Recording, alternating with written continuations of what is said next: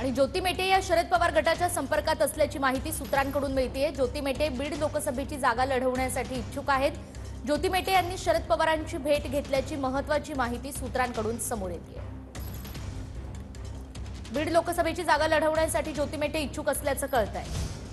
तर माझी आणि शरद पवारांची भेट झालेली नाही असं स्वतः ज्योती मेटे यांनी म्हटलंय। परिस्थितीची माहिती घेऊन आम्ही पुढील निर्णय घेऊ असं म्हटलेलं आहे ज्योती मेटे यांनी। शरद पवार गटामध्ये जाण्याच्या चर्चांवर ज्योती मेटे यांची ही प्रतिक्रिया। तर समाजाचा रेटा आहे मी लोकसभेची निवडणूक लढवावी असंही ज्योती मेटे म्हणतायत।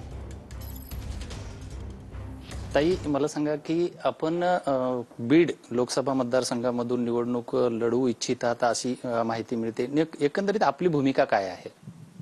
मुळात बीड लोकसभा मतदारसंघातून किंवा बीड जिल्ह्यामधून मराठा समाज असेल किंवा इतर समाज असेल यांचा आमच्या शिवसंग्रामच्या पदाधिकाऱ्यांनी कार्यकर्त्यांच्या बरोबरीनेच मला सांगावा आहे किंवा ज्याला आपण म्हणू शकू दबाव आहे, विनंती आहे, त्याला काय लेबल करायचं ते आपण करू शकतो। परंतु मागच्या 3-4 दिवसामध्ये सातत्याने मला हे सांगणं आहे की मी सक्रिय झालं पाहिजे।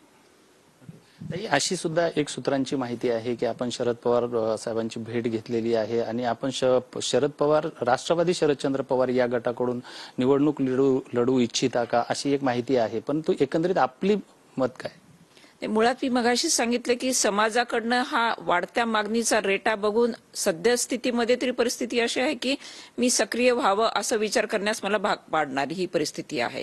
त्यामुळे आपण म्हणताय त्याप्रमाणे यांच्याकडून किंवा त्यांच्याकडून हा मुद्दा सद्यस्थितीमध्ये खूप लांबचा आहे।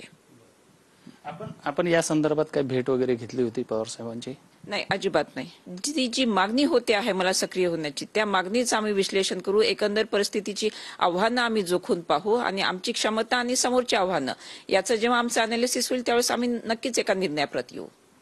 व्हिडिओ जर्नलिस्ट प्रेमसह विजय गायकवाड, TV9 मराठी, मुंबई।